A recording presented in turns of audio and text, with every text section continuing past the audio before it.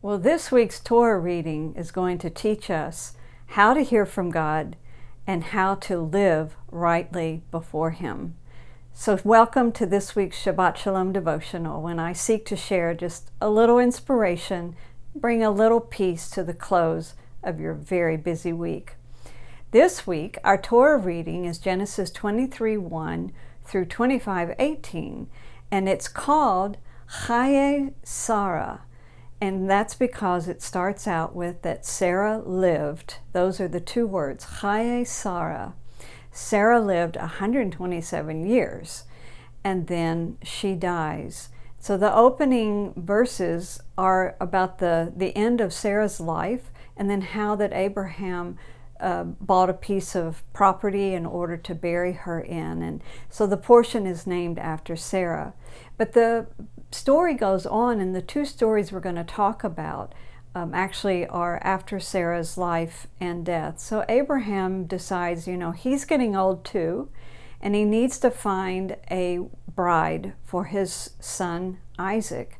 And we all know the story, and how he sent his servant to go back to the area, what today would be known as Syria, where he had originated from, and to find a bride from his relatives there for Isaac. And so the servant goes, and in the story, of course, the servant gets there, and he tells the Lord, if it be your will, then let the young woman that comes out and gives me a drink of water, and then offers water to all my camels, may that be the one that you have chosen for the bride of the son of my boss.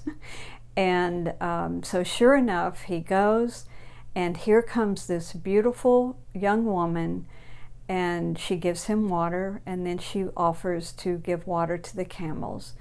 And he then proclaims the greatness of God, and she runs off to her family to tell them about this man claiming to be the servant of their relative Abraham. And of course, the family hears this whole story.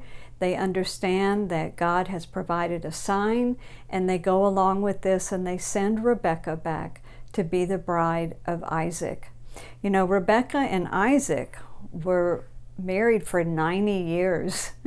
So this was really a God-ordained marriage. And at the end of this week's reading, we read about the death of Abraham. And he lived to be 175 years old. So the people lived longer then, and therefore marriages lasted a long time.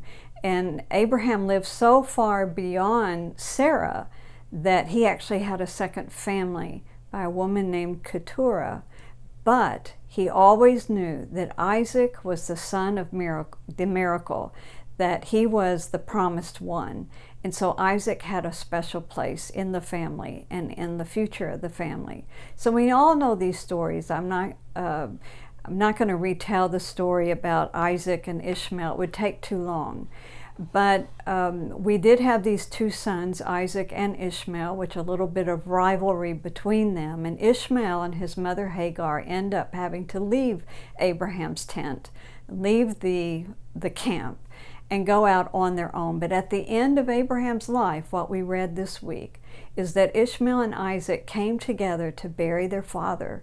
And then they lived the remainder of their lives in the same region. So it seems that they were at peace, and that they lived in peace with each other.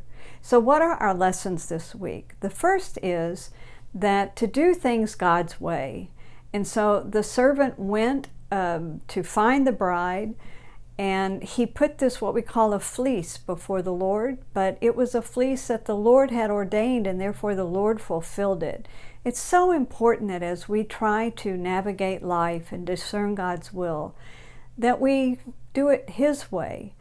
And if we ever do a, well, Lord, if you want this, then do that kind of situation, what we would call a fleece, make sure it's born of the Holy Spirit and not just something you're making up in your mind.